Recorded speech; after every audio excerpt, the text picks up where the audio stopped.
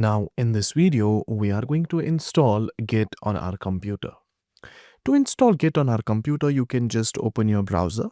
I am using Google Chrome. You can use any browser of your choice. And you can simply search for Google of Git install and hit enter. And you will see the first link that takes you to this website. This is the official website of Git. So you click here and it will take you to the downloads page. And as you can see, since we are using Windows, I will click on this Windows option. Once I click on this Windows option, it says click here to download. I'll just click on this and my download should start. As you can see here, my download is about to complete and it's finished.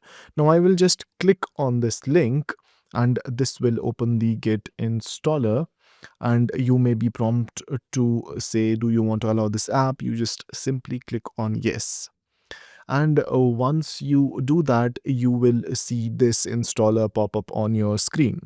Now you want to click on next and then again on next.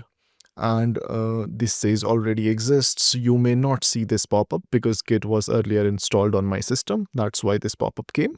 So I'll just simply click on yes.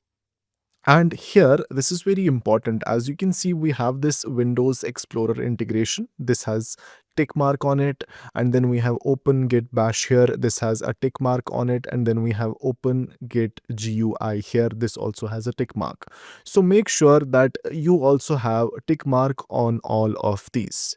So I'm going to keep it like this. And then we will click on next.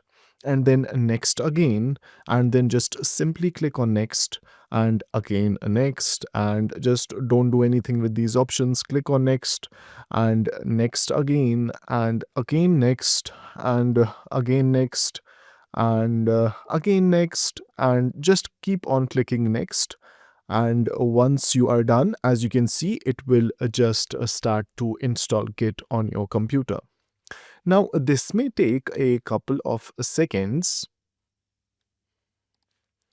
Now, once the installation is complete, you will see this complete installation page.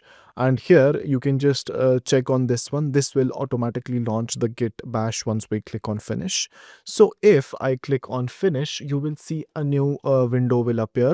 And this is a black colored window. Now, do not worry about what this is. We are going to discuss in detail about this in the next video.